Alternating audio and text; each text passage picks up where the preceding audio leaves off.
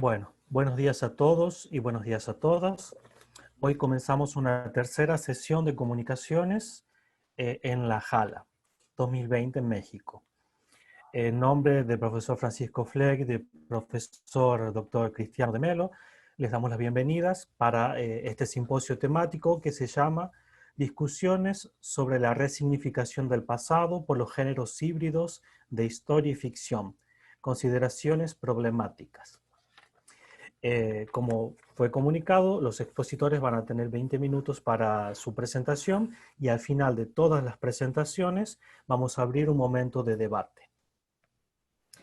Muy bien.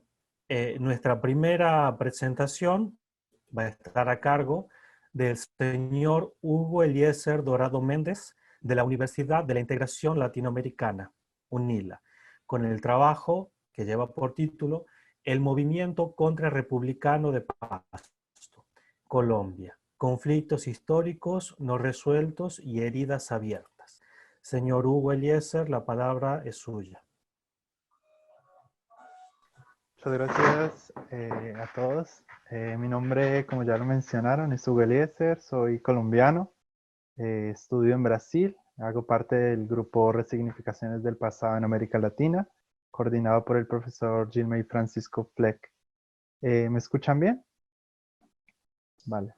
Entonces ahora en este momento paso a leer un pequeño recorte de un texto que fue publicado este año junto con el profesor Gilmay Francisco Fleck en una revista brasilera. El texto se intitula, como ya lo dijo Cristian, se titula El Movimiento Contrarrepublicano de Pasto, Colombia, conflictos históricos no resueltos y heridas abiertas. Entonces paso a leer el recorte del texto. Voy a leer en español y un poquito en portugués después. Revisitar los eventos del pasado, sea a través de la literatura, de la historia o por otras expresiones artísticas, es un proceso complejo en diversas formas. Giorgio Agamben, en su distinguido ensayo sobre lo que es contemporáneo, plantea la complejidad de ese proceso en una metáfora que nos permite vislumbrar su carácter paradójico. Según el filósofo italiano, los eventos de tiempos pretéritos son como la luz que emanan las galaxias distantes en el universo, luz que viaja hasta nosotros en una velocidad proporcional a la velocidad en que nos alejamos de ella, creando una paradoja que nos impide llegar a percibirla. De modo metafórico, Agamben ejemplifica lo que es ser contemporáneo. Cito Agamben: percibir en lo oscuro del presente la luz que procura alcanzarnos y no puede hacerlo. Fin de la cita. Esa paradoja nos es útil para ejemplificar la complejidad del proceso de relectura y o resignificación del pasado. La producción de los discursos que miran hacia nuestro pretérito demanda de los literatos, historiadores, artistas, críticos, etc., intrepidez y atrevimiento, no solo para escudriñar entre las ruinas del pasado, sino que también para elegir entre los materiales encontrados aquellos que les son preciados y necesarios para la construcción de su obra. Braudel, o Braudel, representante de la llamada segunda generación de la Escuela de Anales, base del movimiento de la nueva historia, al reflexionar sobre los nuevos procedimientos del quehacer literario, apunta que, cito, existen tantas maneras discutibles y discutidas de abordar el pasado como actitudes hay frente al presente, de modo que la historia puede incluso considerarse como un cierto estudio del presente. Fin de la cita. De tal modo, fijarnos, por ejemplo, en un personaje del pasado, pensar sobre él, intentar percibirlo y describirlo, y de alguna forma recrearlo en el presente, equivale a una expedición de locomoción por el espacio y por el tiempo, de ida y de vuelta del pasado al presente. Así, en ese proceso se consideran los diversos momentos y detalles históricos que transcurrieron desde la época revisitada, pasando por el periodo de producción de la obra hasta el momento de su lectura crítica contemplativa. El resultado final de la obra, el fruto de esa expedición, será el conjunto no solo de las imágenes pretéritas, sino de todos los elementos que nos acompañan en el presente y que nos acompañaron durante la jornada, es decir, un vasto conjunto de ideologías, voces, sombras y luces. Esta digresión es relevante para esta comunicación debido, en primera instancia, a que el proceso de producción de un texto crítico referente a obras que revisitan el pasado es equivalente a aquel antes mencionado. Es decir, el análisis crítico de las narrativas que remiten a tiempos pretéritos, también nosotros, lectores críticos, nos vemos sumergidos en la locomoción espacio-temporal y en el fruto del trabajo investigativo, y el fruto del trabajo investigativo estará persuadido por el conjunto de elementos implicados en esa expedición. Quiero decir teorías, vivencias, lecturas, ideologías, luces y sombras.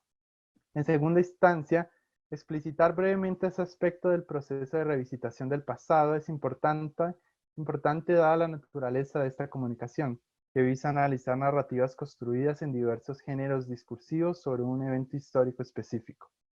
Para tal tarea, consideramos indispensable el entendimiento de que la obra que relee y resignifica el tiempo pretérito es fruto de un conjunto de elementos tanto del pasado, de los muchos pasados existentes, conocidos y desconocidos, como del presente, comprendido como una localización espaciotemporal relativa al momento de producción, lectura o contemplación. Al tener en vista tal propiedad de este tipo de narrativas históricas, ficcionales o artísticas, se hace posible una lectura crítica consciente de los discursos erguidos o construidos sobre un episodio histórico, abandonando la nocividad de la visión maniqueísta, del prejuicio, del juicio anacrónico o del truismo o lugar común en el resultado final del análisis. Cada relato producido sobre un episodio, una acción o un personaje histórico posee un valor, sea en el ámbito científico, artístico, oficialista o transgresor, tradicional o moderno. Su insignificancia radica, como apunta Fisher, refiriéndose a las narrativas artísticas, en no ser solo un reflejo del imaginario social, sino un agente transformador y potenciador de la sociedad. De tal modo, al orientar este estudio hacia las creaciones discursivas sobre el pasado por la ficción, elaboradas en el universo latinoamericano, territorio marcado por disputas ideológicas desde sus primordios en el llamado, entre comillas, mundo moderno, y además, al centrarnos en las narrativas de uno de los periodos históricos prominentemente conflictivos de nuestra sociedad, como lo fue la etapa independentista hispanoamericana del siglo XIX, la atención dada al análisis crítico debe ser redoblada. Las campañas políticas y militares de los territorios latinoamericanos que buscaron la independencia de las metrópolis, principalmente España y Portugal, a pesar de la cierta sincronía temporal que tuvieron, ellos desarrollaron un modus operandi diferenciado. Cada territorio adoptó especificidades en el modo en que se desarrollaron estos movimientos independentistas, en el estatus de los personajes que tuvieron relevancia en las acciones, en los ideales primarios y en los intereses secundarios perseguidos. Las acciones emancipatorias se sucedieron de forma desorganizada y casi caótica en los diversos territorios. Ellas obedecieron a diversos factores internos y externos, algunos fortuitos, otros aparentemente bien planeados. En Colombia, el país donde nací, no fue diferente. Las disputas políticas y las guerras, lejos de lo expuesto en libros didácticos escolares y discursos simplistas propagados por tanto tiempo, desde nuestra niñez, no se reducían a dos únicos bandos, realistas y patriotas, o a dos formas de gobierno, colonial o republicano. Tal situación puede y debe ser verificada en las más inúmeras narrativas que abordan las incesantes luchas internas en ambos bandos, las vías divergentes tomadas por grupos silenciados o excluidos en la formulación de los principios de una nueva república independiente, los focos de resistencia y oposición surgidos en varios rincones del territorio nacional.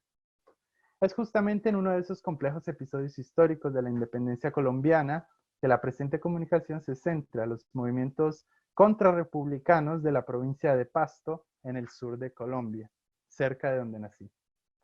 La declaración de la independencia en Colombia en 1810 y el establecimiento de la República Colombiana en 1819 fueron eventos que, lejos de atender las demandas de los distintos pueblos que habitan en la región, estuvieron lejos de atender las demandas de los pueblos que habitan en la región. Así fue en el sur del país, en San Juan de Pasto. Gran parte de las comunidades indígenas, negras y campesinas, así como los citadinos de las clases bajas, no veían en la República proclamada nada que desde su punto de vista los beneficiase verdaderamente. De igual modo, Los terratenientes, dueños de propiedades y las gentes de las clases dominantes en la provincia solo veían en la República Criolla el fin de sus privilegios conquistados durante la colonia. De tal forma, los provincianos pastusos, provenientes de Pasto, aliados a las últimas tropas realistas de la región, formaron, a partir de 1819 y en adelante, un bando de resistencia, negándose a aceptar la nueva forma de gobierno y luchando por sus propios intereses.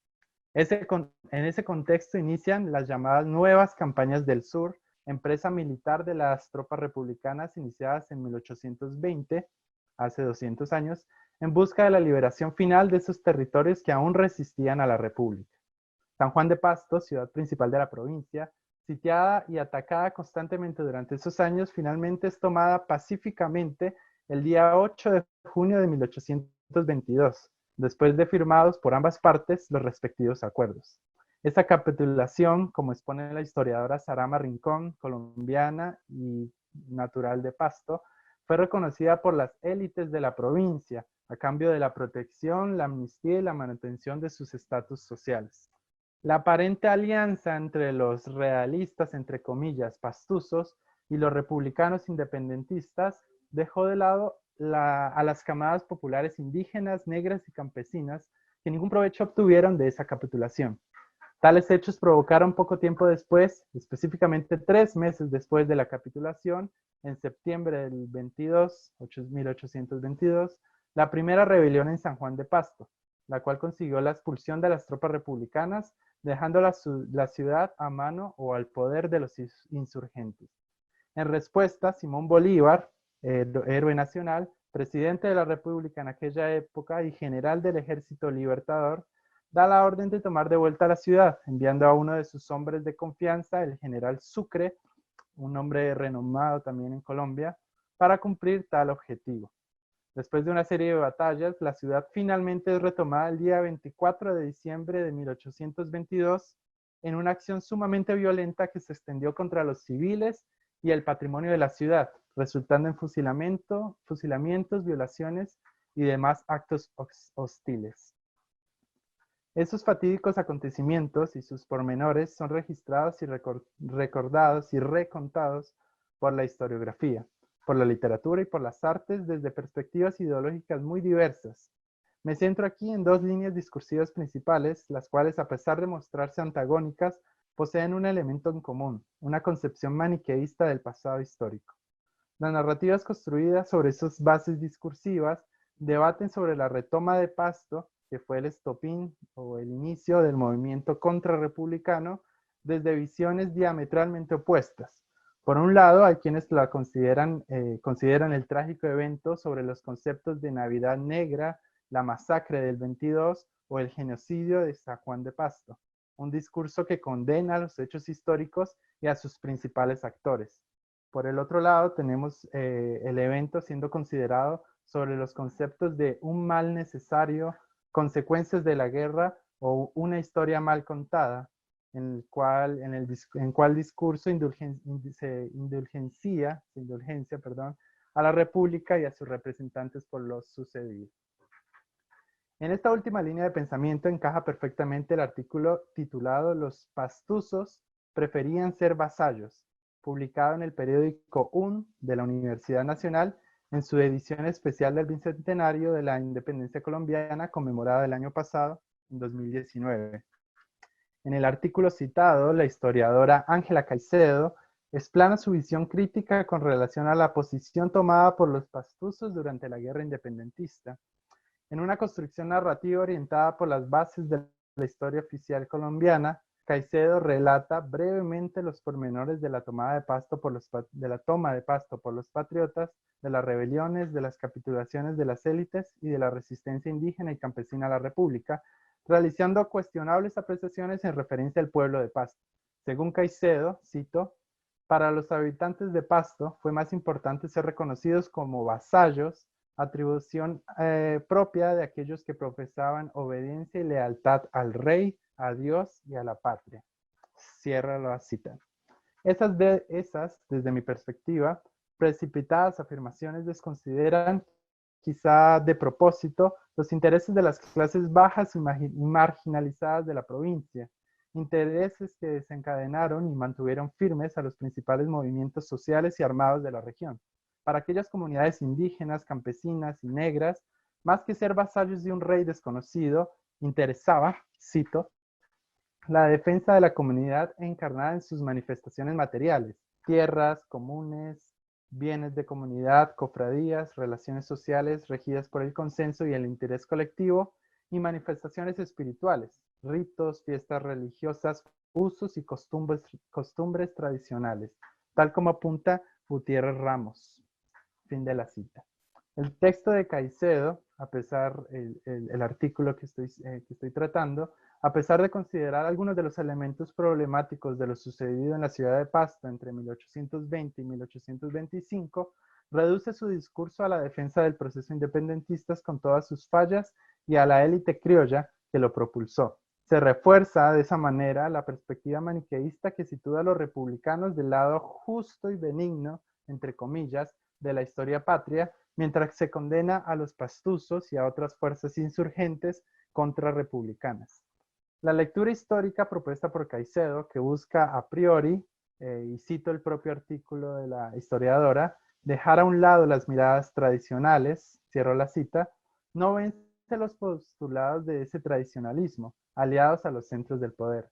Se consideran en la narrativa aspectos fundamentales del movimiento contrarrepublicano, como el propio hecho de haber sido dirigido mayoritariamente por indígenas y campesinos, como muestra Gutiérrez Ramos, y se sintetizan los motivos e ideales perseguidos por ese levantamiento insurgente en la bandera realista sobre el título "Preferían ser vasallos del rey", juicio que no consigue abarcar la naturaleza conflictiva del movimiento.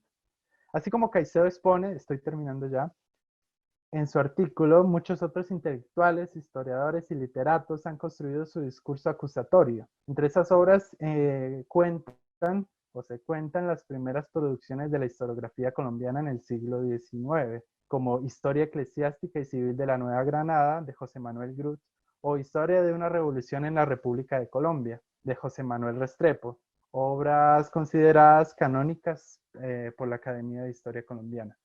Y también textos contemporáneos, como el ensayo de Alan Gerardo Luna, titulado San Juan de Pasto, una provincia neorrealista, contrasentidos en el arte, la cultura y la historia, donde no tan solo se condena el movimiento contrarrepublicano de Pasto en sí, sino que también a diversas otras obras literarias, artísticas e históricas contemporáneas que lo conciben como una causa justa. Como conclusión, es un pequeño recorte, pero bueno, esta es la conclusión del artículo en general. Ao tratarmos passo a ler em português, ao tratarmos do passado histórico da América Latina, entramos-nos num território repleto de sombras e paradoxos. O estado de desenvolvimento político, social e cultural do continente evidencia, na atualidade, diversas problemáticas que encontram seus fundamentos num período pretérito. Daí a importância do afã investigativo e imaginativo na revisitação e ressignificação dos eventos do passado na história, na literatura e nas artes. Esse afã, no entanto, não deve ser confundido como um trabalho vertiginoso e frívolo, cuja perspectiva caia na simplicidade do olhar maniqueísta e dualista. Antes, buscar-se-ão nas fontes usuais e inusuais a luminiscências de um passado que sobrevive, para além dos livros e registros históricos, nas vozes e nos gestos da sociedade na sociedade atual. Situações históricas não resolvidas pela historiografia, como o massacre de dezembro de 1822 no sul da Colômbia, e outras ações que giram em torno ao movimento contra-republicano de Pasto, são, aos meus olhos, metonímias desta América Latina ferida por conflitos políticos, militares e sociais. E, como tal, o tratamento a ser dado em qualquer área que vise a reconstrução desses episódios por via científica, artística ou literária, deve superar os modelos discursivos tradicionais, principalmente europeus e anglosajones, baseados no maniqueísmo ideológico.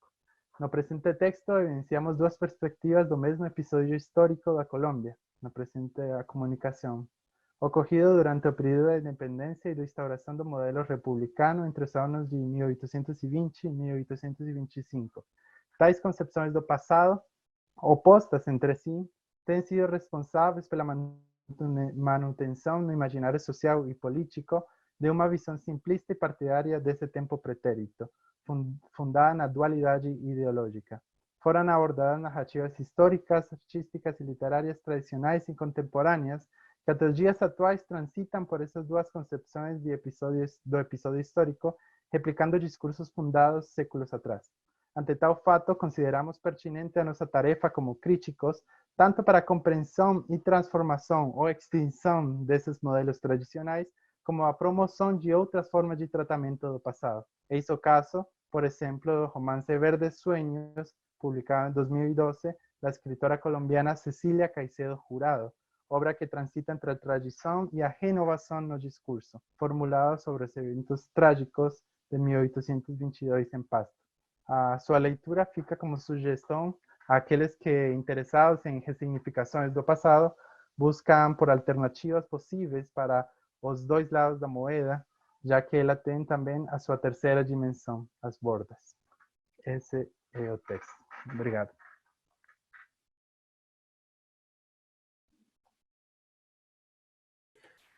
Muchas gracias al señor Hugo Eliezer de la Universidad de la Integración Latinoamericana, UNILA. Bueno, la siguiente presentación está a cargo de las profesoras Michele de Fátima Santana y la profesora Matilde Costa Fernández de Sousa, ambas de la UniOeste. El trabajo que van a presentar se llama Acorda Ternura de Jenny Guimarães, a literatura infanto-juvenil en busca de resignificación histórica de personajes negra. La palabra está con ustedes, profesoras. Bom dia a todos e a todas. A nossa apresentação, então, se intitula A Cor de Ternura de Jenny Guimarães, a literatura infanto-juvenil em busca da ressignificação histórica da personagem negra. Eu sou a Matilde, vou apresentar essa comunicação junto com a Michele, e nós fazemos parte do grupo de pesquisa Ressignificações. Michele? Bom dia, vocês me ouvem bem? Eu sou a professora. Nós vamos fazer a leitura do texto em português. A literatura, sobretudo do texto literário, é fundamental na infância e na adolescência, pois nessas fases o sujeito está em processo de formação e a escola, ambiente considerado ideal à prática e incentivo da leitura, da literatura, deve estar ciente do papel que precisa desempenhar para concretizar o processo de formação de leitores. Nessa perspectiva, buscamos refletir sobre a possibilidade de compreender de maneira inovadora a ressignificação da história para rompermos com os estereótipos das personagens negras na literatura infanto-juvenil criadas pela escrita feminina e negra de Jenny Guimarães. Esse nosso intento se concretizou por meio da leitura e análise da obra A Cor de Ternura, de 2018, e das ações e reflexões de sua protagonista. A personagem de Jenny Guimarães convive e tem sua negritude confrontada desde a infância até a idade adulta, sempre em busca de seus ideais e na construção de sua identidade feminina e negra, circundada por uma sociedade patriarcal, machista, branca e excludente. Acreditamos que, ao analisar a desconstrução de estereótipos acerca do negro na obra de Jenny Guimarães, evidenciando a presença de um estilo de discurso inovador por meio da voz feminina, que narra, que escreve e que valoriza as características étnico-raciais do negro, seja possível contribuirmos por meio de reflexões e contrapontos com a ressignificação da personagem negra no âmbito literário, o que favorece uma autoaceitação identitária, reconhecimento e valorização da nossa cultura desde a infância, fase para a qual a obra está destinada em primeira instância. Buscamos também verificar como a apresentação das personagens negras e a imagem que emergem dos gêneros memorialísticos na tessitura do texto ocorre. Desse modo, teremos a possibilidade de identificar se há ponto de desconstrução do estereótipo negativo historicamente criado em torno do negro, e seu apagamento nessa produção ou a permanência do mesmo, tomando como objeto a obra por nós proposta, A Cor da Ternura, do ano de 2018, de Geni Guimarães. Na perspectiva de alcançar os objetivos propostos, sustentamos nosso propósito nos pressupostos teóricos metodológicos da pesquisa bibliográfica e na intervenção da narrativa escolhida como corpus, à luz da escrita crítica e feminina. A análise da obra escolhida como corpus, enfocando as personagens, suas características e atributos, pautou-se na luz da teoria referente à literatura infanto-juvenil em nosso país, com vista a responder os seguintes questionamentos. Na narrativa infanto-juvenil de Geni Guimarães, as personagens negras são caracterizadas de maneira inovadora? Há o rompimento com os estereótipos negativos que inferiorizam a sua imagem, silenciam sua voz e as tornam invisíveis no discurso historiográfico hegemônico? Partimos da hipótese de que a produção literária da referida autora encontramos um discurso de valorização da imagem do negro e respeito à diversidade, à cultura, à história e às tradições desse sujeito, e do povo que a representa. Fato que proporciona ao leitor questionamentos reflexivos e contribui dessa forma para o alargamento de seus horizontes, enriquecimento e transformação de sua vida, instigando a formação de uma consciência crítica.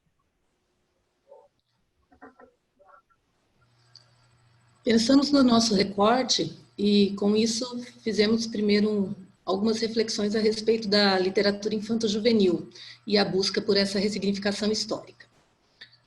A visível e crescente preocupação com a promoção e o incentivo da leitura, em especial a da leitura de obras literárias que vise a formação de leitores nas escolas, não é uma tendência da atualidade. Estudos nesse sentido revelam que a partir da década de 70 surgem e se intensificam bastante programas que contemplam a leitura dessa modalidade de texto. Embora haja vários estudos e pesquisas sobre a leitura, a literatura infanto-juvenil e a importância do letramento literário, este tema, como bem sabemos, está longe de ser esgotado. Há ainda importantes aspectos e realidades muito distintas que podem ser discutidos e colocados em foco. Isso porque a real significação do ato de ler deve estar além da decodificação de signos linguísticos, pois para que tal prática se constitua como leitura reflexiva e produza, consequentemente, no leitor condições de transformação da realidade vivida, a mesma deve passar pelo crivo não só da decodificação, mas também da recodificação, da reinterpretação, da ressignificação e da inferenciação e do dialogismo construído pelo leitor com o autor, com a obra e com as diversas vozes nela encontradas. Obras mistas de história e literatura são, nesse contexto, leituras preciosas que, além de expandir horizontes, levam o sujeito leitor à prática da confrontação de discursos, estratégia que é fundamental à formação de um leitor. Dessa maneira, os textos híbridos de história e ficção introduzidos na literatura infanto-juvenil cumprem essa relevante tarefa de proporcionar um espaço representacional, no qual o aprendiz pode e deve enfrentar-se com discursos opostos em relação à escrita, sobre o passado, desde o início de sua formação como leitor. Ao pensarmos a literatura como um campo ideológico em que são expressadas as formas de percepção do mundo, entendendo-a como um produto social que emerge em um determinado contexto histórico, o presente trabalho buscou refletir sobre o reconhecimento da identidade negra, desconstrução de estereótipos, a construção das personagens negras na literatura e como uma obra literária pode influenciar ou não na aceitação e ressignificação dessa identidade. Ao considerarmos que a construção da identidade se dá por meio do intercâmbio entre o individual e o coletivo, mediado por um conjunto de crenças, códigos e valores instaurados historicamente, e ao analisarmos o nosso corpus, A Cor da Ternura, 2018, de Geni Guimarães, é possível verificar em alguns fragmentos a discriminação racial visivelmente presente na vida das personagens negras ali retratadas. Essa problemática é vivenciada da mesma forma pela personagem principal da história, que, assim como a autora, também se chama Geni. Guimarães aborda em suas obras questões referentes à temática negra. pobre e que enfrenta o preconceito de outras crianças no lugar onde vive, né? Ela faz isso também com as crianças na escola, na obra. Porém, ao longo de todo o enredo do nosso corpus, da Cor da Ternura, a protagonista constrói a sua identidade pautada nas experiências vividas no decorrer da infância até a adulta. A leitura da obra, portanto, nos permite estabelecer vários vínculos entre o passado histórico, vivenciado pela comunidade negra do Brasil, e a realidade vivida na contemporaneidade pelos descendentes afro-brasileiros. Em sua obra, Guimarães apresenta as dificuldades enfrentadas por pessoas negras sobre o racismo e o preconceito sofrido, mas também uma nova visão da personagem negra, ou seja, ela traça uma nova imagem cercada de elementos positivos, como o amor da mãe pela filha, o respeito, como inclusive podemos verificar na citação. Ela era linda, nunca me cansei de olhá-la. O dia todo arrastava os chinelos pela casa, ia e vinha. Quando me pegava no flagra, bebendo seus gestos, esboçava um riso calmo, curto. Revivia o riso dela 1000 vezes à noite. Deitava-me mais cedo para pensar no doce cheiro de terra e mãe. Guimarães, 2018, página 13. Essa forma positiva de retratar a personagem negra, da qual Guimarães se utiliza, Zoom, start vídeo. É muito diferente do que normalmente constatamos em literaturas relacionadas a essa temática, pois na maioria das obras encontramos o negro retratado como um ser inferior e submisso aos brancos e detentores do poder. Woodyard, 2009, enfatiza que a identidade está vinculada às relações de poder e saber, nas quais muitas vezes a identidade étnica não é entendida como essencial, e a criança passa por diversas mudanças de personalidade, pois vai formando seus conceitos e concepções positivas e negativas no âmbito social em que vive. Daí a importância que atribuímos à leitura de textos híbridos de história e ficção no espaço escolar. Textos dessa natureza geram consciência e auxiliam na formação de leitores aptos a realizar a confrontação de ideias e discursos disseminados na sociedade e representados na arte literária.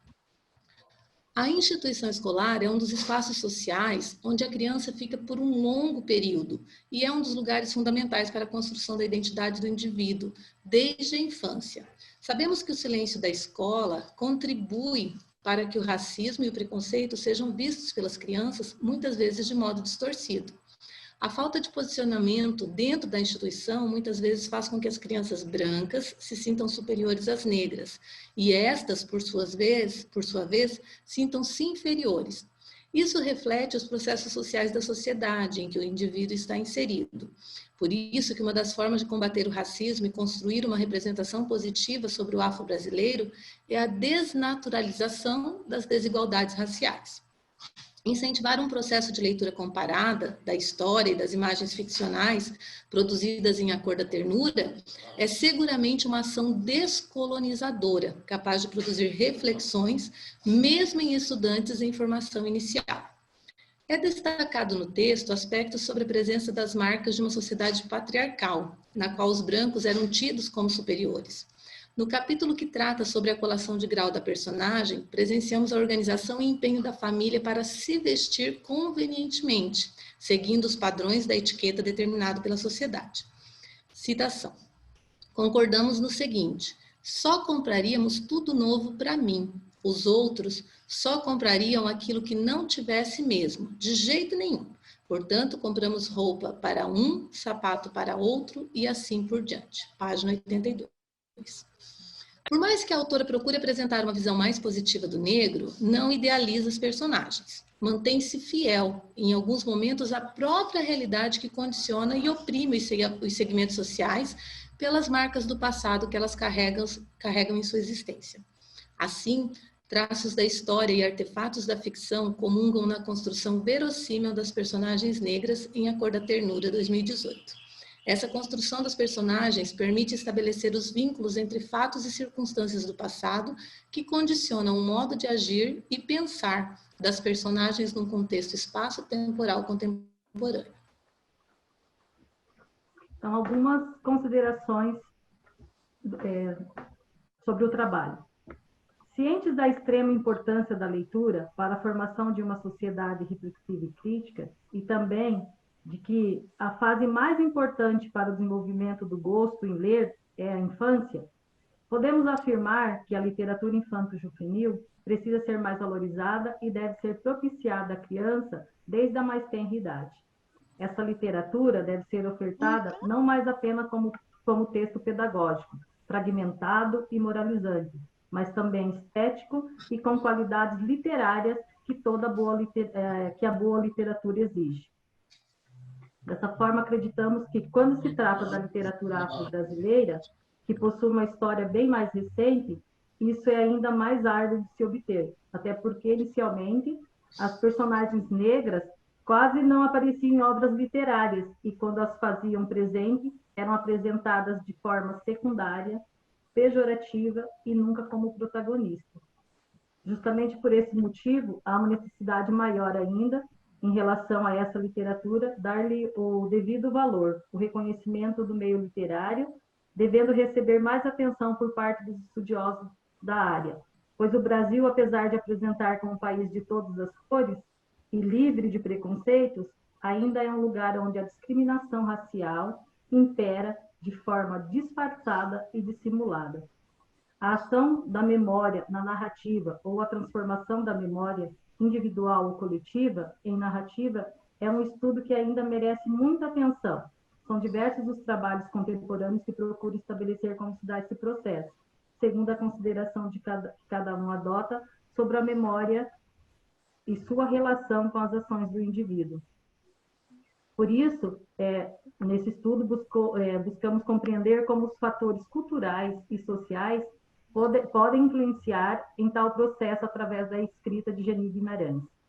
Isso nos possibilitou compreender como a personagem negra de Geni, de A Cor de Ternura, na literatura infanto-juvenil, constrói a sua identidade no decorrer da sua trajetória de vida, num contexto em que a protagonista da obra, ora, apresenta atitudes de submissão em uma sociedade dita como superior, neste caso, a branca, e ora apresenta características positivas de aceitação e orgulho de sua cor e pertencimento, a negra. Assim, podemos afirmar que a forma positiva com que as personagens são apresentadas na obra, A Cor da Ternura, contribui para que a identidade afrodescendente seja vista sob uma nova ótica, de forma positiva, valorizando a cultura negra e respeitando as raízes ancestrais, e através dela pensar nas formas de representação da mulher negra e no discurso literário. As problemáticas retratadas ao longo da vida da menina Geni refletem poeticamente a desconstrução dos discursos hegemônicos acerca da mulher negra como questões no que se refere à identidade e à memória. É isso. Muito obrigada.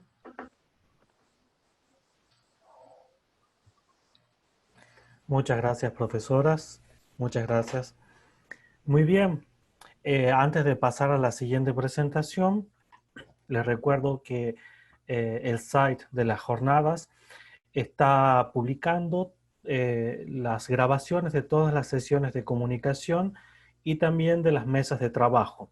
Ustedes pueden acceder a ese material desde la página de YouTube y también desde la página de las jornadas del site. Vamos a dar continuidad con la profesora Valdeci Batista de Melo Oliveira, de la Universidade Estadual do Oeste do Paraná, UniOeste. La profesora Valdeci es vicelíder del grupo de pesquisa Resignificaciones.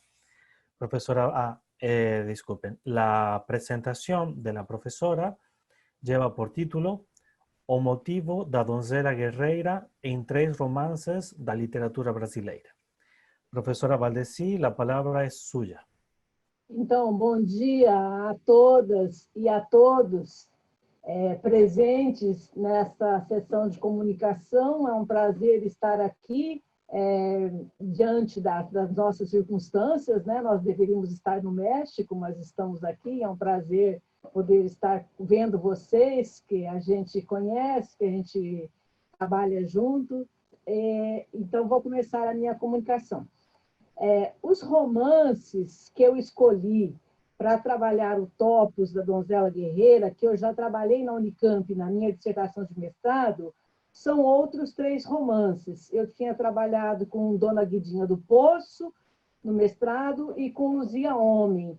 E agora eu estou trabalhando com Memorial de Maria Moura, que é de 1993, Raquel de Queiroz, Os Desvalidos, de Francisco Dantas, 1992, e Grande Sertão Veredas, 1956, João Guimarães Rosa.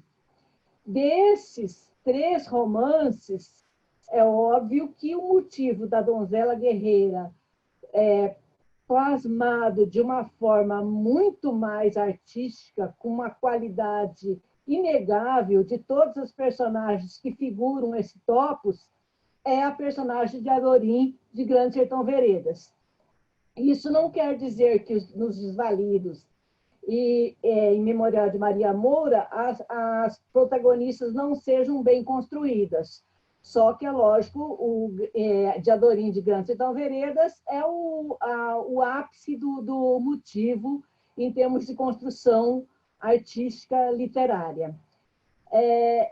Esses romances que eu trabalho, eles ressignificam o passado, não por um processo, eles não são romances históricos, eles são romances que, por uma relação metonímica de contiguidade, trazem a história como matéria vertente, trazem a história para dentro das suas diegeses. Mas eles são romances que, nós diríamos assim, eles não têm uma matéria histórica como tem os romances que trabalham o cangaço, o cangaceiro, e traz os personagens históricos do cangaço. Ele traz o cangaço de uma maneira muito mais figurada. Então, a ressignificação desse passado nosso, ela é feita muito mais na esfera da literatura, do imaginário, do que na esfera... Yo creo que está con problemas. Vamos a intentar esperar unos minutos más. Profesora Val, conseguiu já ter o áudio?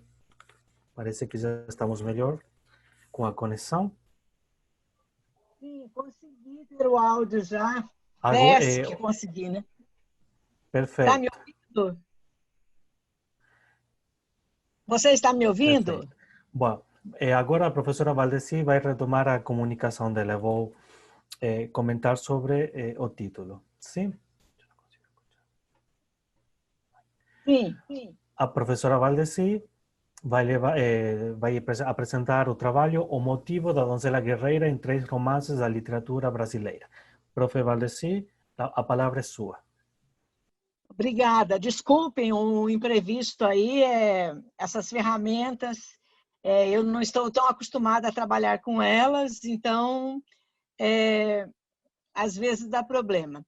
Mas, como eu estava dizendo, o motivo da Donzela Guerreira nesses romances, ele é ressignificado e é histórico por um processo metonímico de contiguidade, não por uma relação direta com a história. Mas eles ressignificam o passado do nosso cangaço, considerando, por exemplo, o Memorial de Maria Moura, que Raquel de Queiroz já havia feito uma peça sobre Lampião. E nessa peça, ela retrata a figura, muito bem, a figura de Maria Bonita, que foi a cangaceira, a mulher de Lampião. Mas Maria Bonita, toda vez que tinha um filho, Lampião tomava esse filho dela e levava para outra pessoa criar, porque ele não podia ser criado no cangaço, e a peça de teatro mostra muito bem isso. O que Raquel de Queiroz faz? Dá a Maria Moura, a protagonista de Memorial de Maria Moura, um desempenho e uma potência muito maior do que teve a histórica Maria Bonita, mulher de Lampião.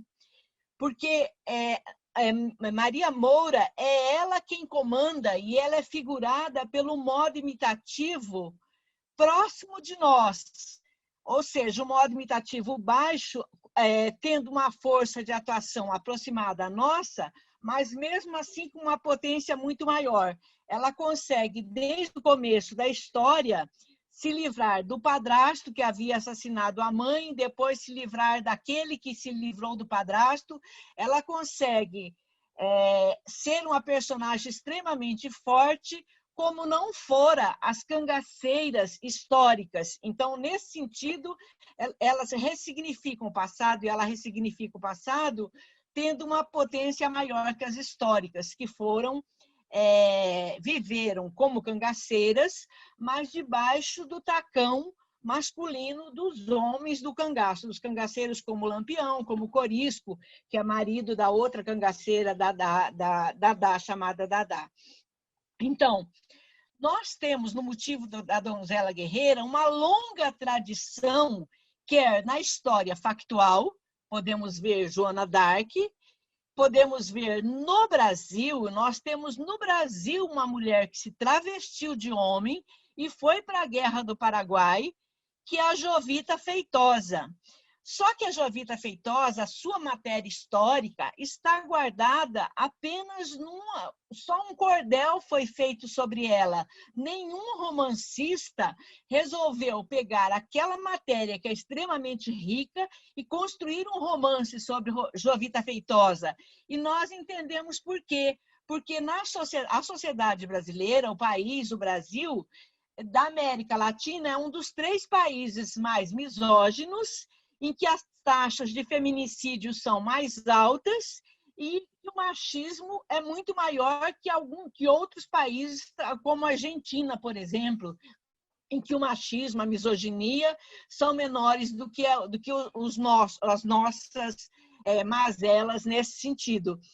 Então, a Jovita Feitosa, que é uma personagem jovem da história brasileira, que se travestiu de homem e foi para a Guerra do Paraguai, onde morreram 50 mil brasileiros, quando ela volta, ela não encontra um ambiente para viver mais, porque na guerra, obviamente, ela tinha muito mais liberdade, travestida de homem, ela tinha muito mais liberdade de atuação do que voltando para o lugar que ela vivia, em que a sociedade da época era muito mais machista e misógina do que hoje, então, nós podemos ver então.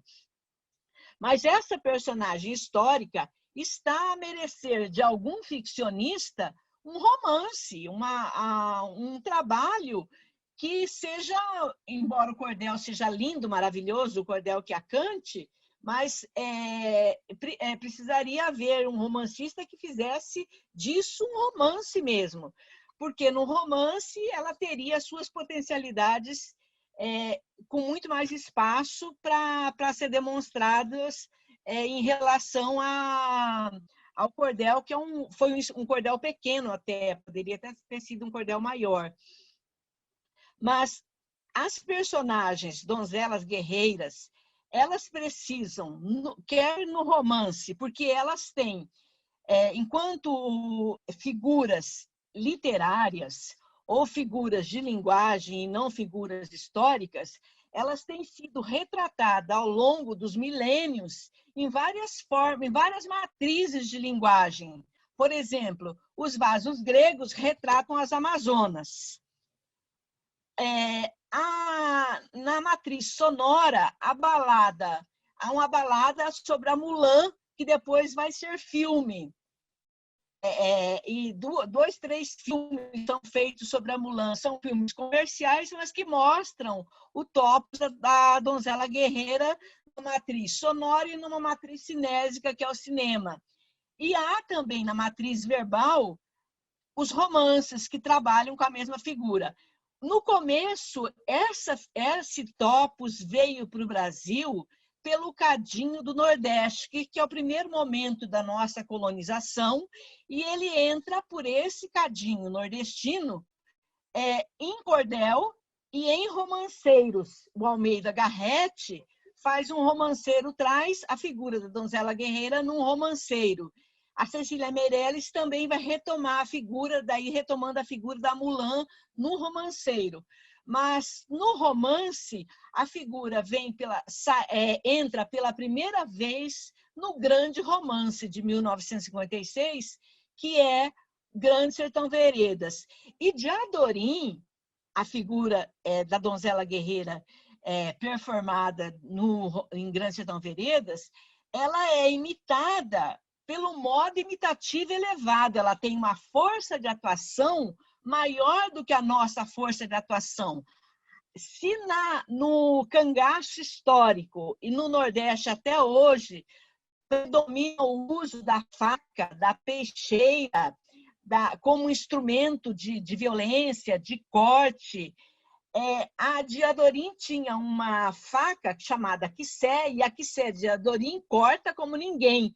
Tanto é que ela foi a única que conseguiu cortar Hermógenes, que é o personagem antagonista do romance, e Hermógenes diz, Riobaldo, que ele era filho de uma jiboia com cavalo, para mostrar para a gente o caráter demoníaco desse personagem, que mesmo Riobaldo tendo feito um pacto, sendo pactário, na tentativa de conseguir destruir e matar Hermógenes, ele não consegue. Quem consegue é Diadorim, embora ela vá morrer nesse embate. Diadorim, o romance começa mostrando a figura de Diadorim num primeiro encontro com o Riobaldo, às margens do de Janeiro, que é um rio, e já mostra a figura travestida de menino. Por quê? Porque Diadorim era filha de Joca Ramiro, o grande cangaceiro, herói príncipe, um dos 12 de Paris de França, o Riobaldo diz isso. Então, ela não podia, dentro dessas circunstâncias, não se travestir de homem, ser posta no cangaço como uma menina. Ela foi posta no cangaço como um menino. E é esse menino que Riobaldo conhece e se apaixona da primeira vez, pensando em se tratar de um menino e depois, encontrando-o de novo no cangaço, Riobaldo pensa que ele está tendo uma relação homoafetiva, que Diadorim, na verdade, Reinaldo, é um homem. E Riobaldo se culpa o tempo inteiro como ele, um cabra macho de cangaço, está tendo toda uma relação afetiva escondida, não falada para ninguém, mas como ele está sentindo esse amor que ele sente, esse desejo que ele sente, essa paixão que ele sente por um outro homem. Ele se culpa o tempo inteiro e a obra inteira ele vai se culpar.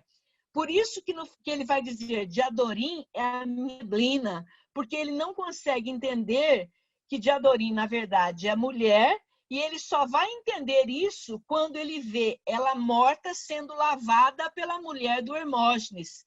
E nesse momento final, essa anagnórisis, que é o momento da revelação de que a personagem donzela guerreira não é um homem, mas é uma mulher, dentro de toda a literatura que eu conheço, topos, e eu conheço em diversos, é a anagnóris mais bonita, mais bem feita, mais construída, mais emocionante, porque ela é plena ao mesmo tempo, de lirismo, de dramaticidade, de tensão, porque Riobaldo se dá conta de que Diadorim era mulher, que ele poderia se apaixonar por ela, mas ela está morta. É impossível a realização desse amor. Então, por isso, Riobaldo vai dizer, Diadorim é a minha neblina. Ele nunca conseguiu entender como ele amou uma mulher que, na verdade, era um homem. E ele se sentia extremamente culpado por conta desse amor proibido. Essa personagem de Reinaldo, de Adorim, foi figurada pela televisão brasileira, mas isso tem 30 anos. Os mais jovens, os de hoje, talvez não são daquela época, não viveram a personagem na TV brasileira, mas a série pode ser baixada inteira, ela existe e pode ser baixada inteira. E como o Diadorim tinha os olhos verdes, eles escolheram a protagonista que também tem os olhos verdes até hoje, que é a Bruna Lombardi, e ficou muito bonita no papel de Diadorim. É óbvio que eu prefiro a leitura do romance, porque a leitura do romance mostra a construção da personagem em toda a sua plenitude para nos dizer que é a melhor donzela guerreira figurada num romance brasileiro. Retomando metonimicamente as mulheres brasileiras que foram para o cangaço. Diadorim está dentro de uma cultura patriarcal e vive dentro dessa cultura, mas ela consegue mostrar para o Riobaldo algumas formas de se libertar dessa cultura, e mesmo o Riobaldo depois deixa de ser o Riobaldo que era o Tatarana, que era um valente cangaceiro, depois começa a ser um filósofo, repensar a sociedade brasileira, repensar a cultura, repensar a vida. Então, é como se a Diadorim tivesse uma epistemologia do feminino para mostrar para o Riobaldo nas minudências da beleza dos pássaros, da beleza da paisagem, da beleza dos rios. Então, ela vai conseguindo fazer com que o Riobaldo veja o mundo por um outro olhar, um olhar muito mais afetivo com as mulheres, ao ponto dele dizer que Norinhá, puta e bela, recebeu meu carinho no cetim do pelo. Eu acho essa imagem maravilhosa. Se você ver uma mulher nua e ele dizer Norinhá, puta e bela, recebeu meu carinho no cetim do pelo. E o Riobaldo vai mostrar, a partir daí, que ele vai perdendo os preconceitos contra as mulheres, porque Diadorim vai ensinando para ele, mesmo não sendo uma mulher, ou sendo uma mulher travestida de homem, mas vai ensinando para ele um outro modo de olhar o mundo, que não é aquele modo tão rude, tão violento do cangaço, com o qual Riobaldo estava acostumado a viver. E ele vive em toda a sua história de cangaço. Na obra do Francisco Dantas, a personagem ela se aproxima e se afasta do motivo da donzela guerreira, porque a personagem chama Maria Melona e o romance é o Desvalidos, 1992. Maria Melona é figurada pelo modo imitativo irônico ou modo imitativo baixo. Nós nunca conseguimos olhar para ela para cima, como nós olhamos para Diadorim, que é a personagem figurada pelo modo imitativo elevado, segundo Norton Fry, segundo a teoria de Norton Fry, e nem conseguimos olhar para ela pelo modo imitativo baixo, como olhamos para Maria Moura, que é a personagem cuja força de atuação é igual à nossa. Maria Moura tem força de atuação igual à nossa. Para Maria Melona, nós sempre olhamos pelo modo irônico ou modo imitativo rebaixado, porque a força de atuação dela no mundo é menor do que a nossa. E isso já está posto no nome do romance. O romance se chama Os Desvalidos. Então, não poderia, nos Desvalidos, haver um personagem que fosse figurado pelo modo imitativo elevado ou pelo modo imitativo baixo. Tanto Coriolano como o Felipe, todos eles são figurados pelo modo imitativo rebaixado ou irônico, porque a força de atuação deles é menor do que a nossa. E Maria Melona, ela tenta, dentro desse cadinho extremamente misógino, machista e preconceituoso, ela tenta ser uma jovem forte e corajosa ao ponto de olhar para os homens nos olhos. E há um comentário na obra, no romance, de que todos os homens ficavam escandalizados pelo fato dela ter essa ousadia, porque para a figuração dos desvalidos, o papel que cabia à mulher era sempre olhar com os olhos abaixados, olhar para os homens de olhos abaixados, nunca encará-los. E Maria Melona consegue encará-los. E por conta disso, ela vai se casar com Felipe, mas vão começar a levantar boatos de que ela o trai. Ela não trai coisa nenhuma. O Felipe, como macho, é um macho que ela diz que ele nem dá conta do recado do que ela precisava. Então, mas ela não o trai porque ela o ama. Mas o Felipe, por conta disso, começa a acreditar que ela o trai. E ela, quando percebe que ela está sendo vilipendiada e acusada de traição, e chamada de vagabunda, que é o mais fácil de se chamar qualquer mulher no Brasil, ela pega e foge de casa. Foge de casa e grávida. A única situação, lugar que ambiente que aceitam é o cangaço. Indo para o cangaço, ela vai perder toda a beleza, ela é assim, um corpo, uma compleição fortezinha, gordinha, ela vai perder tudo isso, e lá no cangaço ela vai encontrar com Coriolano, que é o personagem mais desvalido da história, né? Começa a história com uma baita de uma ferida no pé, e ouvindo que Lampião morreu, e está feliz porque Lampião morreu. Então, ela vai lá nesse cangaço, ela vai encontrar com Coriolano e vai mostrar para Coriolano que ela se tornou cangaceira devido às circunstâncias. Ela está travestida de homem e o Coriolano diz que ela é uma avantesma de mulher ou do que ela fora, porque ela tem cicatrizes enormes no rosto das brigas de faca no cangaço. Ela tem todo um modo de ser de alguém que já passou por um sofrimento tremendo. E o fim dela, de Maria Melona, é um fim tão trágico que ela vai ser estuprada por toda a volante aos olhos do marido, que é o Felipe, que está preso ali junto com a volante. Ela será estuprada e cozida, o termo é esse, cozida à faca. Então, nós podemos pensar que a protagonista, que a personagem, que ela não é protagonista, é uma personagem secundária, morre de uma forma violenta. Por quê?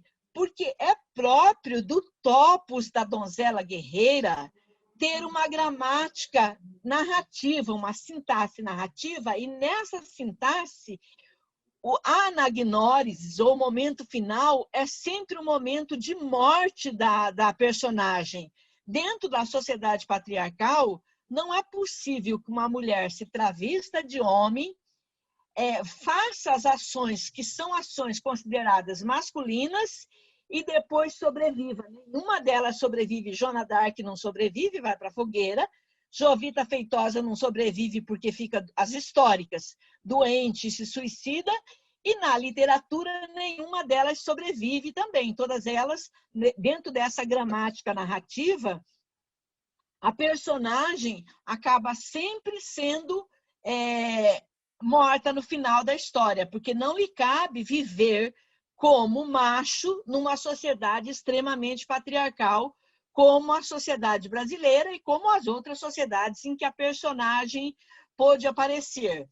Mas, na atualidade, em São Paulo, eu li sobre duas histórias de personagens, meninas de rua, que tiveram de se travestir de meninos para não serem estupradas, para não serem violadas, e vivendo no ambiente urbano, São Paulo, na Sé, na Praça da Sé, com os cabelos curtos e travestidas de menino. Assim, elas garantiam que não fossem nem violadas, nem mortas, nem roubadas. Quer dizer que o motivo, se antes o motivo da donzela guerreira só tinha um espaço num cadinho rural, num cadinho atrasado, num cadinho extremamente afastado do mundo contemporâneo, nós vemos no mundo urbano de hoje meninas se travestindo de menino para não sofrerem nenhuma forma de violência dentro desse espaço urbano.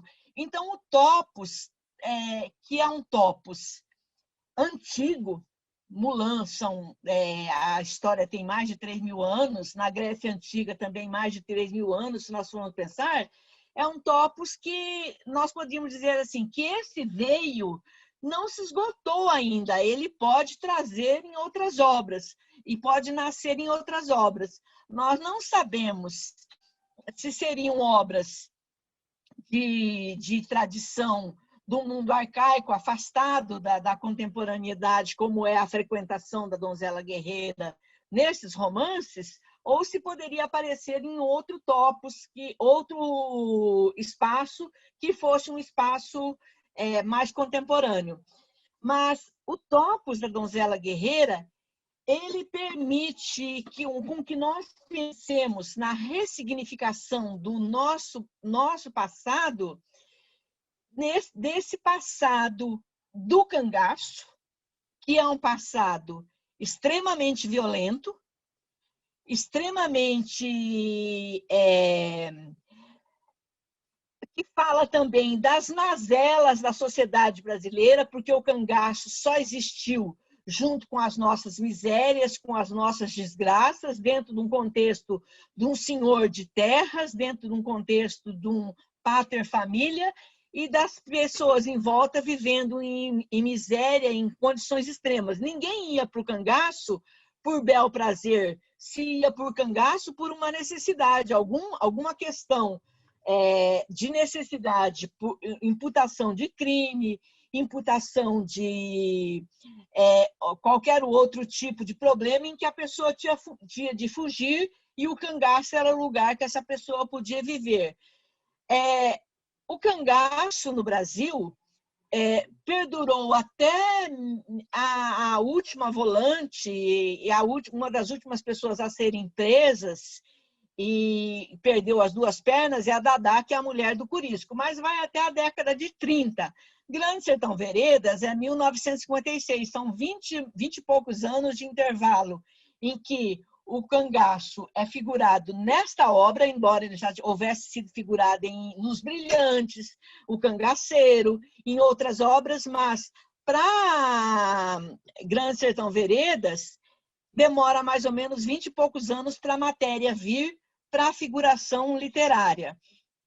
E o João Guimarães Rosas, ele trabalha a figura do cangaceiro também em outras obras. Ele consegue trabalhar com essa figura que é da nossa cultura, da cultura brasileira, do sertão brasileiro, que eu acho que o sertão brasileiro é um topos que não existiu em outro lugar, talvez porque outros países da América Latina não tenham tido a extensão territorial de matas que nós tivemos. Então, o sertão como o lugar da onça, o lugar do liso do sussuarão, o raso pioravente, porque o sussuarão é o dorso da onça, e que no sertão os homens as pessoas tinham muito medo das onças, ou de serem comidas por ela. Esse liso do sussuarão, o raso pioravente, que João Guimarães fala na travessia, na primeira tentativa de travessia, eu acho que é um topos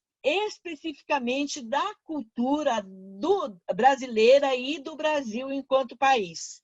Nós sabemos que a América Latina é um continente feito de sangue e de suor, tanto é que a música, né? A América Latina é feita de sangue e suor. E o romance, enquanto forma artística, enquanto forma literária, vai retomar essas questões e vai ressignificar essas questões, mostrando no nosso processo de colonização como que nós estamos vivendo ainda hoje, ou talvez hoje pior, na divisão internacional do trabalho, o papel de exportador de commodities. E esse ano nós estamos exportando o maior volume de grãos que nós já exportamos na nossa história.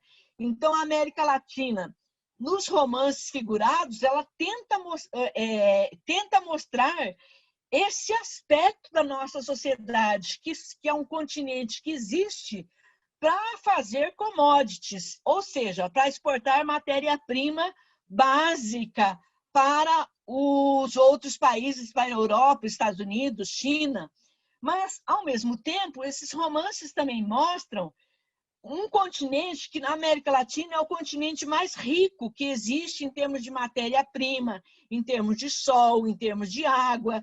É o romance, é o continente rico, e cujas populações são pobres. Não está ouvindo? Está ouvindo?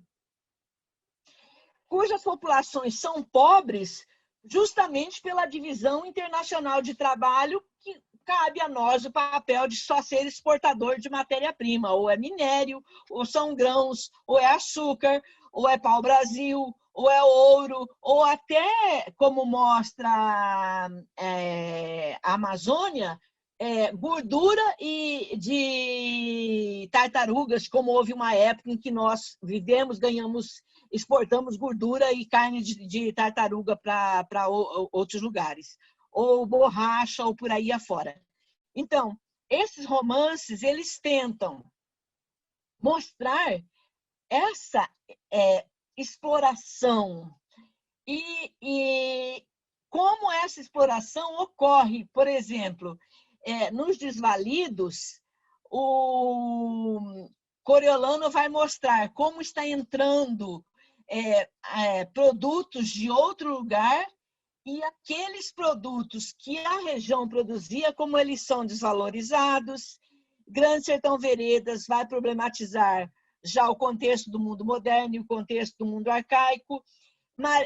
Memorial de Maria Moura vai problematizar até a questão das capitanias hereditárias, porque vai voltar no tempo até das capitanias hereditárias, como se fazia telha, como se fazia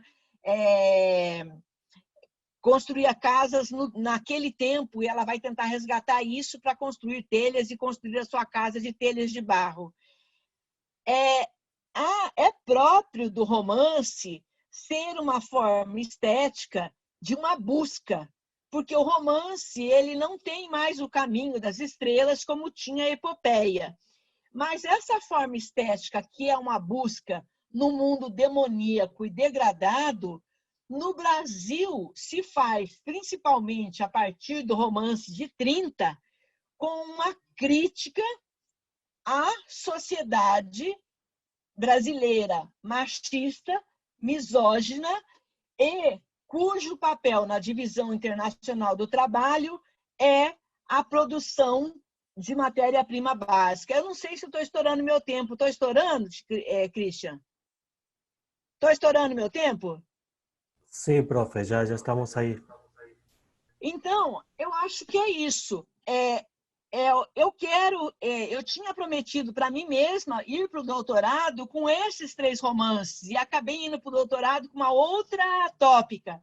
Mas acontece que esses 3 romances ainda são a minha paixão, e eu vou aproveitar para escrever e para apresentar esse trabalho. Então, que é uma forma de eu retomar aquilo que eu disse que eu ia fazer lá no livro e que eu não consegui fazer depois porque fui para outro assunto. É isso, então. Muito obrigada.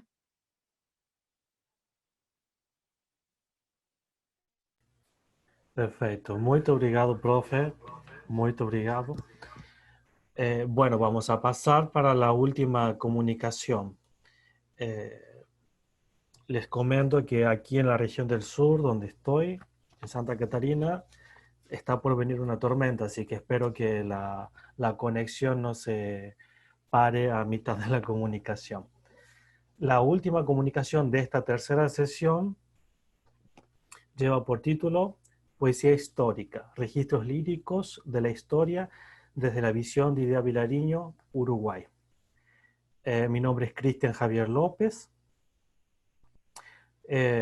y soy doctor por la Universidad de Vigo, en cotutela con la Universidad Estadual do Oeste do Paraná, Unioeste. Comienzo mi exposición. La literatura producida en el espacio latinoamericano comparte, de modo general, características como la imagen de una vegetación exuberante, los procesos culturales de hibridación, la lucha por la libertad, la contestación a los cánones, la crítica social, entre otros. En este sentido, El arte de la palabra se presenta como un instrumento eficaz que permite a las voces antes silenciadas la expresión y denuncia frente a las desigualdades de sus sociedades. De esta manera, encontramos en el continente numerosos escritores que se valieron de este arte para exponer su desilusión con el tiempo histórico que les tocó vivir. Dentro de este contexto, la mujer escritora se enfrentó a cuantiosos impedimentos que coartaron su expresión, y entre ellos está la supremacía de un canon literario masculino, el espacio que ellas podían ocupar dentro de las letras, la visión de lo que era considerado escritura femenina desde la perspectiva patriarcal, etc. Para esta presentación, seleccioné parte de la obra de la escritora sudamericana que plasmó su preocupación con los problemas sociales e históricos acarreados por la guerra y la desigualdad social. El nombre de la poeta es Idea Vilariño, de Uruguay. Que hago un paréntesis y les comento que este año en el Uruguay se están festejando los 100 años del nacimiento de la poeta. Y el mes de agosto está dedicado a la producción y recuerdo de la poeta Idea Vilariño en el Uruguay. Frente a ese panorama continental de escritoras en condición subalterna, encontramos la voz de la poeta mencionada, que lejos de quedarse inmóvil frente a lo que ocurría en su país y en el mundo, expresó su perspectiva crítica y consiguió sobreponerse a las imposiciones del canon, dejando para las letras del continente un legado que inscribe a sus producciones como obras de resistencia cultural, lingüística, en una confluencia valiosa de historia y poesía. La poética de Idea Vilariño se caracteriza por su carácter determinista, íntimo, existencialista y amoroso.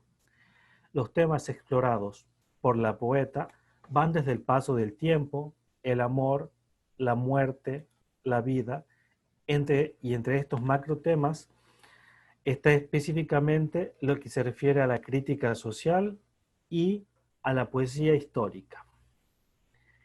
Esta actitud de Vilariño, que se traslada a la poesía, revela su posición crítica ante la problemática situación que conmovió a la gente de su entorno y de su tiempo.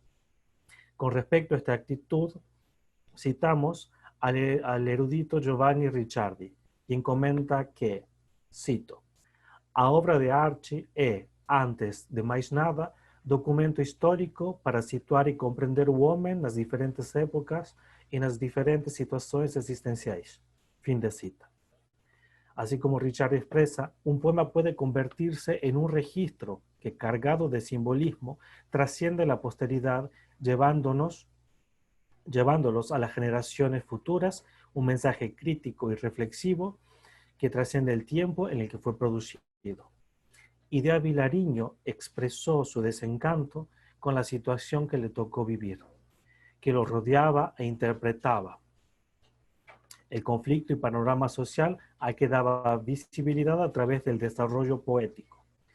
Fue a través de la creación poética artística que reflejó no solo su aspecto subjetivo personal, típica de las creaciones del género lírico, sino que también estaba profundamente relacionada con el entorno social, convirtiéndose en la portavoz de su pueblo.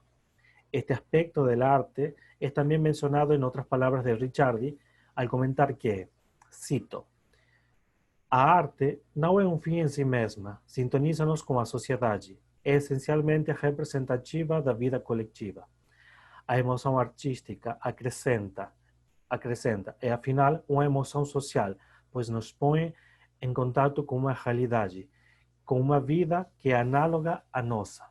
O artista, portanto, deve olhar e considerar a vida não só como artista, mas como homem social". Fin de cita. En este caso, además, acrecentamos como ser social. Así tenemos que en la palabra de Vilariño existe una preocupación para exponer lo que le genera como sujeto social a ella, que demuestra la preocupación por una sociedad en la que está inscrita. En este sentido, la poética de Vilariño cumple su papel artístico con una función simbólico, social, histórica. El compromiso social que muchos escritores de su época, como Mario Benedetti, comentó, es una actitud concreta de los artistas intelectuales que forjaron en ese momento. Por ejemplo, el escritor uruguayo Benedetti comenta que los ciudadanos de su generación participaron activamente de sus espacios, expresando su repudio a los acontecimientos sociales. Estas acciones llegaron a presentar a los sujetos activos que no vacilaron, cito Benedetti, en hasta dejar sus empleos y sus carreras. Fin de cita. Las reflexiones sociales de los pensadores americanos propusieron estaban en progresión ganando fuerza y pasaron de estar presentes en un círculo restricto para convertirse en una queja nacional. Como ejemplo de la crítica social y el poema histórico en Idea Vilariño, en la poética de Idea Vilariño, cito el poemario Pobre Mundo, de 1966, que es una obra en la que existe una serie de poemas que expresan fuertemente su posición política, crítica e histórica frente a las adversidades que la humanidad estaba atravesando en el periodo en el que fue escrito.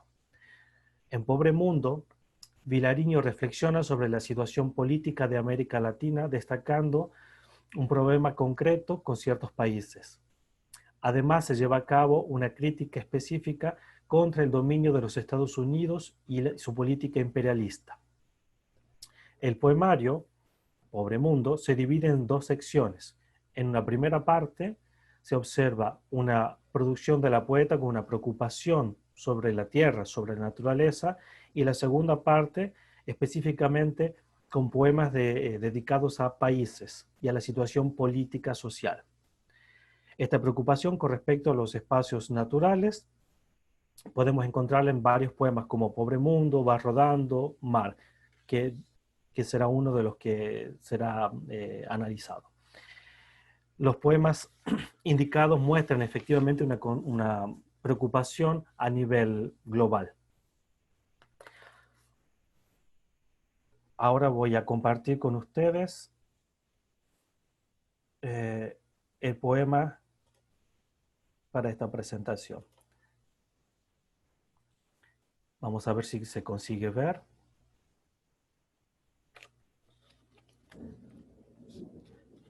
Continúo. El año en el que se escribió el poema que va a ser trabajado es el poema Mar. Fue el año de 1962. Fue un año bastante complejo, ya que estamos en una década que comienza con el inicio de la Guerra Fría en 1961, coartando las relaciones diplomáticas con Cuba. En 1963, durante la administración de Kennedy, se anuncia el embargo comercial a Cuba y acontece la manifestación a favor de los derechos civiles de los negros, encabezada por el líder negro norteamericano Martin Luther King. En ese mismo año es asesinado Kennedy durante la visita a Dallas. En 1964 se da el golpe militar a Brasil, tirando del poder al presidente João Goulart. En el 65 son enviadas las primeras fuerzas armadas a los Estados Unidos y a Vietnam del Sur, y comienza la guerra en Vietnam. Y en 1967 se da la ejecución en Bolivia del Che Guevara. Entonces estamos frente a un panorama mundial bastante crítico. El poema seleccionado, que espero que lo consigan ver, se llama Mar y fue escrito en el 62. Vamos a leerlo juntos para tener una idea y voy a hacer unas consideraciones. Mar. Lo miro con horror. Tendrá su estroncio, como la leche que tomó la niña, como el pan que corté para mi hermano. Cada vez más estroncio, como el agua de lluvia, como las frutas, como mis limpias ensaladas. Tendrá su estroncio, sí. No puede no tenerlo. Y está ahí, hermoso y grave, como hace siglos, fingiendo que es el mismo, que es purísima sal, que el único peligro es algún remolino. Idea Vilariño. Durante las décadas, voy a salir de aquí. Durante las décadas de 1950 y 1960 fueron realizadas varias pruebas de bombas nucleares. Una de ellas fue la denominada Operación Dominique, realizada en el Pacífico. De estas detonaciones, el elemento estroncio era liberado en grandes cantidades contaminando el mar y el suelo, produciendo consecuencias como la pérdida del calcio en el cuerpo. Hay un estudio bastante interesante disponible en internet de la Universidad de Nottingham, que pueden encontrarlo también en la red en YouTube. El poema es un problema de la causa ambiental y específicamente de 1962 con la explosión de las bombas nucleares y la contaminación del estroncio.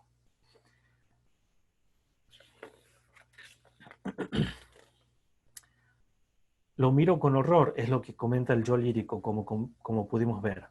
En ese verso se presenta la primera parte compuesta por una lamentación del yo lírico, una preocupación. El yo lírico está frente al mar, pensando en la contaminación y comparándola con elementos de la vida cotidiana de la población.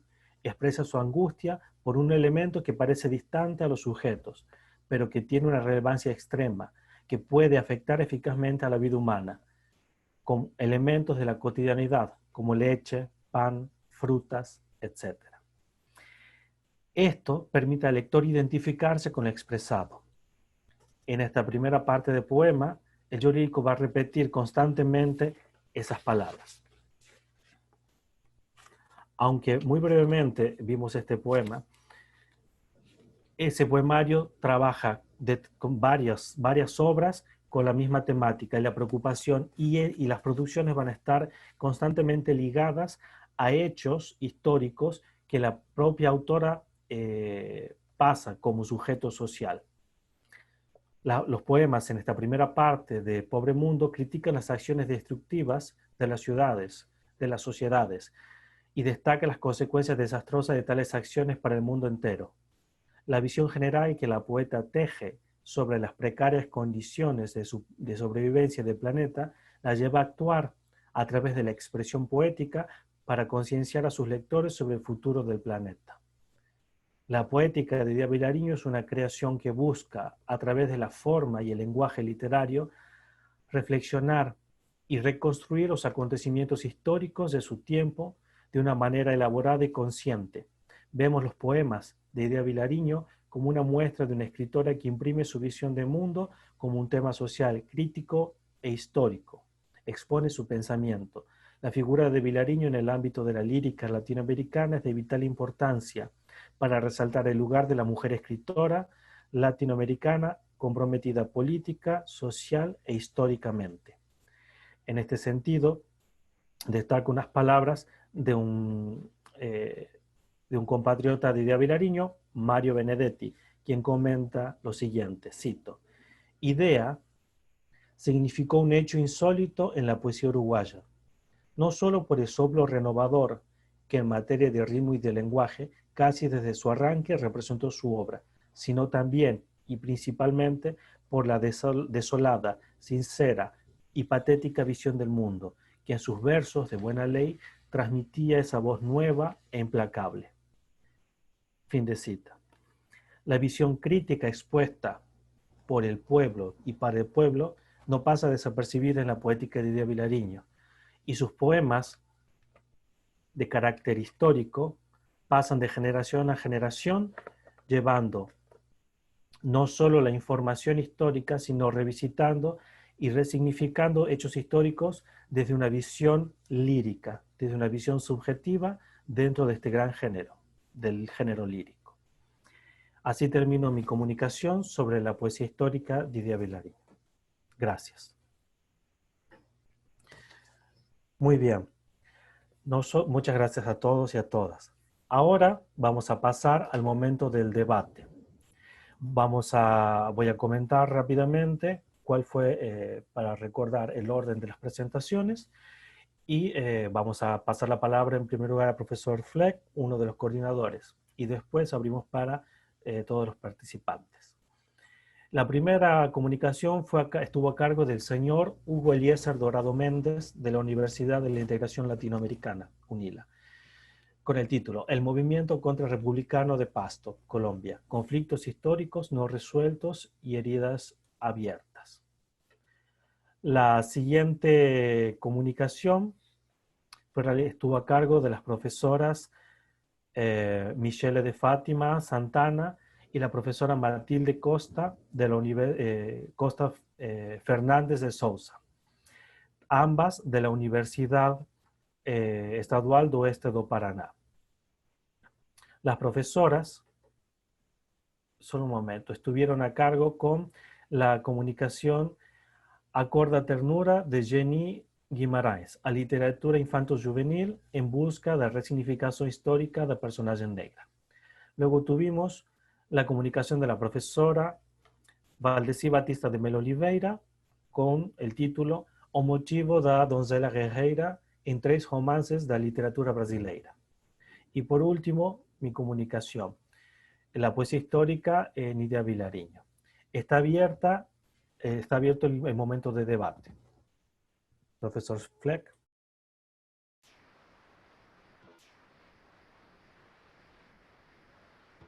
Bueno, buenos días a todos una vez más. Les agradecemos, como en las otras sesiones, la dedicación a los estudios de las resignificaciones del pasado por los géneros libres de historia y ficción, con sus consideraciones problemáticas. Y en esta mañana tuvimos ahí la participación de Hugo, ¿no?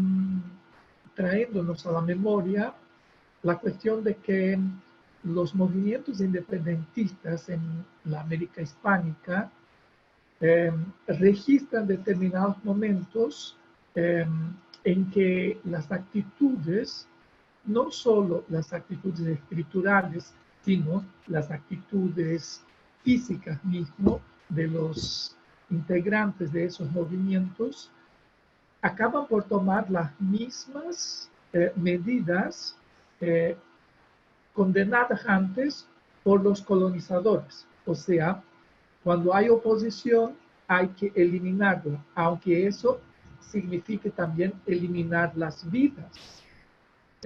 Entonces ese embate que se traba ahí en esas resignificaciones del pasado, especialmente vueltas para este episodio de la Navidad Negra de 1822 en el sur de Colombia, ¿no?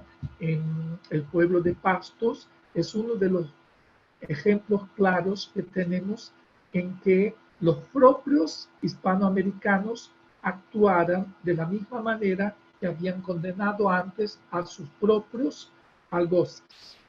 Y claro, la historia y la propia literatura se va a posicionar de manera dicotómica frente a esas ideologías y vamos a tener ahí construcciones discursivas sobre el pasado, sobre este pasado, de formas también antagónicas.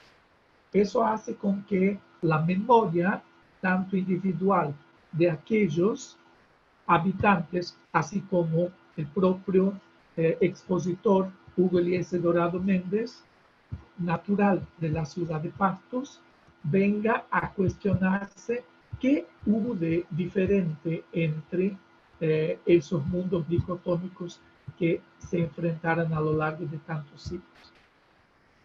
Enseguida vimos cómo la literatura infanto-juvenil, que es esa vertiente para la cual nosotros, los investigadores de ese grupo de pesquisa llamado Resignificaciones del Pasado de la América, está echando un vistazo especial en ese momento, ¿no?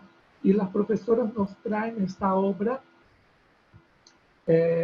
Acorda Ternura, de la literatura infanto-juvenil, en que se establece esa problemática de la cuestión de la discriminación y de la desvaloración del sujeto negro hasta la contemporaneidad, y de cómo esa literatura infanto-juvenil puede de alguna manera traer para tela de juicio todo ese contexto histórico que sufrieran y que siguen sufriendo los afrodescendientes inseridos en nuestra sociedad contemporánea y de cómo la literatura, al exponer de una forma bastante realista, sin, como bien señaló la profesora Michelle y la profesora Matilde, idealizar los personajes, pero mostrarlos realmente en su dicotomía de en algún momento tener que ajustarse a esa sociedad y en otros momentos valorar su propio pasado y su propia situación, digamos, postcolonial, nos muestra una vía interesante de descolonización.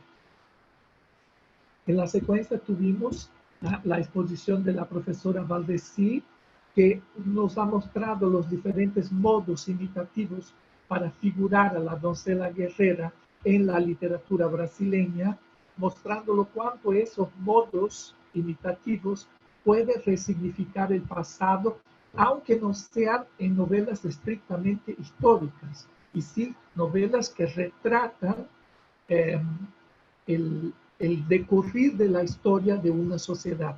En ese sentido, los personajes que la profesora apunta, como por ejemplo María Moura, como María Melona o entonces como Eldia Dorín, de las obras a las cuales, específicamente a las cuales la profesora ha vuelto una mirada especial, puede realmente mostrar y revelar aspectos de una sociedad bastante perjudiciosa, violenta, ¿no? Y que por el arte literario puede ganar nuevas significaciones. Y para finalizar, fuimos para el arte poético, ¿no? En la lírica contemporánea de una de las escritoras más resilientes, escritoras latinoamericanas más resilientes que tenemos en el espacio suramericano, que es la uruguaya Idea Vilariño, con esas obras, con esos poemas específicos que muestran lo cuanto la autora en sí se sentía tocada por los momentos históricos que le tocó vivir, de ver cómo el mundo en la década, especialmente en este poema que Cristian colocó ahí en la década de 60, estaba pasando por situaciones que a la poeta misma le causaban un malestar tremendo y de lo cual ella necesitaba crear artísticamente formas para exponer toda esa angustia de la humanidad y del propio ser suyo delante de la realidad tan adversa causada por los hombres en contra de los propios hombres. Y ahí vemos cómo también la poesía puede ser una vía privilegiada de resignificación del pasado, porque en su modo sintético de exponer las situaciones vivenciadas, muestra toda la subjetividad que afecta a un ser sensible delante de las macelas del mundo. En ese sentido, me gustaría una vez más agradecer de corazón a esos exponientes de esta mañana para revelar, por haber revelado tan distintas maneras de resignificaciones del pasado. Muchísimas gracias a ustedes. Muchas gracias, profesor Francisco. Muy bien, bueno, abrimos el momento de debate. Si a alguno de los presentes les gustaría hacer alguna pregunta, por favor, tienen la palabra. Es solo abrir el micrófono y si no, vamos comentando aquí algunas de las cuestiones que fueron ya anotadas. El señor Fernando colocó algunas posibilidades. ¿Les gustaría comentar algo de eso, señor Fernando Guillermo?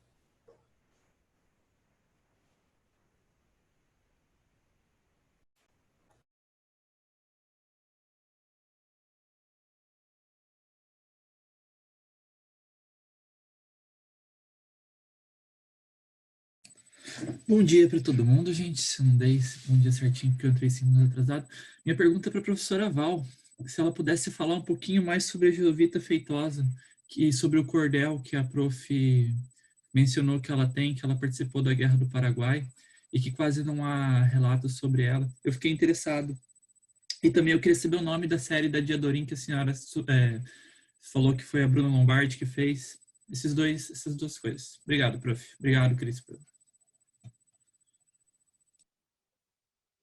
Então, o livro se chama A Donzela Guerreira e é Valnice Nogueira Galvão, que traz diversos excertos de cordel de diversas donzelas guerreiras e também de romanceiros. E lá está Jovita Feitosa. Você pode entrar na internet também e procurar dados históricos sobre Jovita Feitosa, que não há uma relativa riqueza, há uma pobreza de dados, mas há dados sobre ela.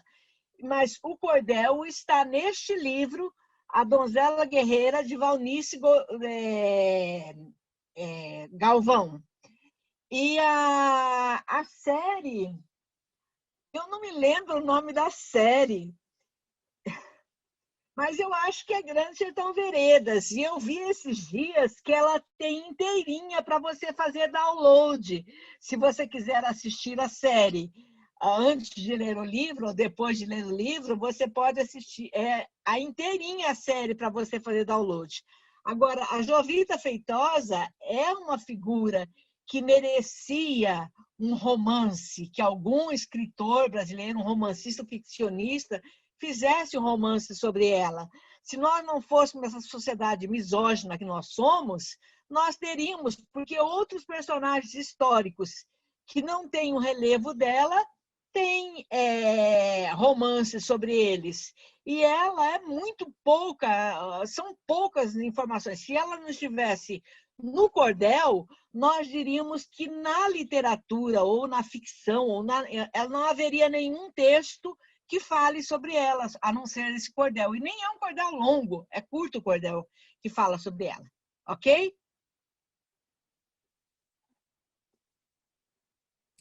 Obrigado, prof.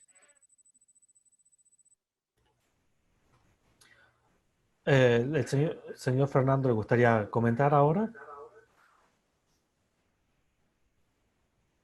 Ok, ajá, vamos a dar un tiempo.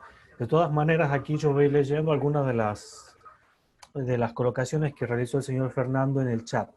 La literatura de denuncia de los hechos históricos de los años 80 cuestionan: ¿acaso la revolución no era para ayudar a la liberación? En Bolivia igual se cuestiona tal pregunta, paradójica. Y luego tenemos: la revolución no contempló las disidencias indígenas o populares. Esa es una de las cuestiones que el señor Fernando colocó en el chat. Muy ¿Puedo bien. hacer un comentario sobre eso, Chris? Claro, claro. El señor Hugo, vamos. Vale, gracias. Lo que comenta el señor Fernando sí es muy relevante también en Colombia, así como en Bolivia, que él comenta. Y uno simplemente mirando las fechas que se conmemora la independencia, nos podemos dar claramente cuenta a quién, digamos, se le atribuye el honor por la independencia y para quién fue esa independencia. El 7 de agosto, que pasó hace 7 días, se conmemora el bicentenario, 201 años de la independencia colombiana, porque ese día fue la última batalla, dicha así, la última batalla de la independencia, la batalla de Boyacá, que según la historia oficial es la más importante de la campaña independentista en Colombia por ser la última y por dar la entrada a Bogotá, que era la capital.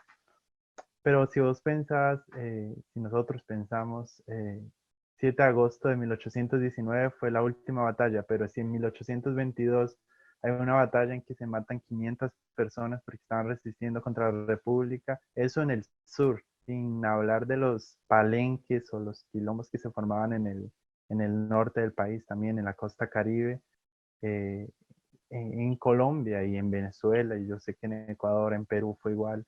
Entonces las fechas marcan mucho intención de olvidar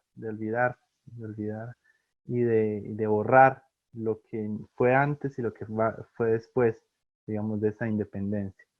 La proclamación de la independencia de Colombia es 1810 y la independencia final, digamos, la batalla final es 1819. Pero como te digo, después de 1819 hubo muchas batallas y antes de 1810, cuando se reúne el Congreso de los hombres, de los hombres criollos, de los líderes criollos en la capital, Bogotá, y declaran, digamos, proclaman la independencia. Antes de esa fecha también hubo movimientos independentistas también, inclusive en Pasto, donde sucede esto en 1822.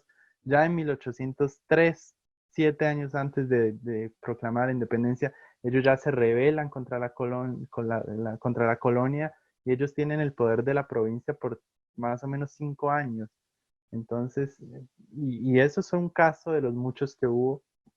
Entonces eso nos hace ver cómo las fechas que marcaron la independencia apagan y nos hacen olvidar y borran de la historia oficial otras fechas y otras batallas y otros nombres y otros pueblos que también lucharon por la independencia, pero no ese tipo de independencia específicamente, ¿no? Como lo fue ya otras independencias y otras, para buscar otras libertades. Entonces, ese era el comentario sobre lo que Fernando colocaba. Muy bien, muchas gracias, Hugo. ¿A alguien más le gustaría hacer algún comentario o alguna pregunta?